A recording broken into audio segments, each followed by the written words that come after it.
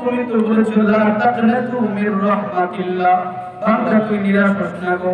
আল্লাহ আমরা নিরাশ হই নাই, আল্লাহ আমরা তোমার দিকে ফিরেছি, আল্লাহ আমরা গুনাহগার, আল্লাহ আমরা তওবা করতেছি, তুমি আমাদের সকল গুনাহ মাফ করে দাও। আল্লাহ আমাদের পিতামাতার গুনাহ মাফ করে দাও, আল্লাহ আমাদের শ্বশুর শাশুড়ি আত্মীয় স্বজনের গুনাহ মাফ করে দাও, আল্লাহ পৃথিবীর সমস্ত মানুষের গুনাহ মাফ করে দাও। আর রব্বুল আলামিন আমাদের মা বাবা যারা দুনিয়া থেকে চলে গেছে, আল্লাহ বাড়ির সময় লক্ষ্য করে দেখেছি কত মানুষ গর্ভে মায়ের কথা শুনে বাবার কথা শুনে কেঁদেছে গো বাবু।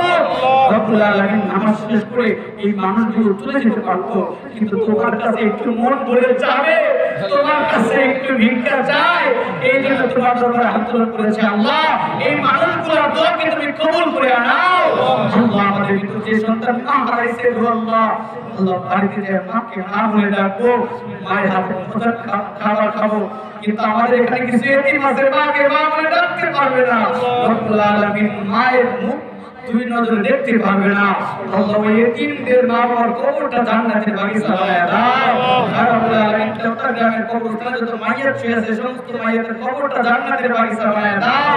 আর রব্বুল আলামিন অনেক ভাই দোয়া চেয়েছে, আর রব্বুল আলামিন তাদের মা বাবার কবরটা আপনি জান্নাতের বাগিচা বানায় দাও। আর রব্বুল আলামিন খাস করে এই ঈদগাহ মাঠকে আপনি কবুল আর মঞ্জুর করে দেন। আর রব্বুল আলামিন যারা টাকা পয়সা বুদ্ধি শ্রম দিয়ে সাহায্য করে প্রত্যেককে আপনি জাযা খায়ের দান করে দেন। আর রব্বুল আলামিন খাস করে আমাদের কুরবানিকে কবুল আর মঞ্জুর করে নেন। আর রব্বুল আলামিন আমাদের সবাইকে আপনার খাঁটি গোলাম হিসেবে কবুল আর মঞ্জুর করে নেন। আর রব্বুল আলামিন সামনের বছর আল্লাহ আমাদেরকে কুরবানি দেওয়ার তৌফিক দান করে দেন। আর রব্বুল আলামিন মাঠের সাবেক সেক্রেটারি দোয়া চেয়েছে, আল্লাহ তাকে আপনি কবুল আর মঞ্জুর করে নেন। আল্লাহ রব্বুল আলামিন বর্তমান সেক্রেটারি সভাপতি যারা আছে সবাইকে আপনি কবুল আর মঞ্জুর করে নেন। আর রব্বুল আলামিন খাস করে শেষ দরখাস্ত আল্লাহ রব্বুল আলামিন হজের মৌসুম যাচ্ছে, আমাদেরকে হজ করার তৌফিক দান করে দেন। রব্বুল আলামিন হজ যদি করতে না পারি কমসে কম স্বপ্ন যুগে হলে আমাদের নবীকে একবার দেখার তৌফিক দান করে দেন। আর রব্বুল আলামিন খাস করে একদিন হাত থাকবে, মা থাকবে, গান থাকবে, কিন্তু আমরা থাকবো না। রব্বুল আলামিন গত ঈদে অনেক মানুষ নিয়ে হাত তুলছে, কিন্তু ঈদে তারা নাই।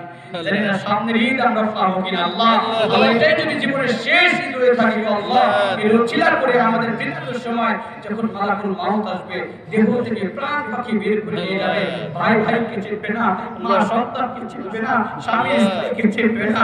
আল্লাহ সেই কঠিন মুহূর্তে আমাদেরকে তাওহীদের কালিমা জারি করে দেন, লা ইলাহা ইল্লাল্লাহু মুহাম্মাদুর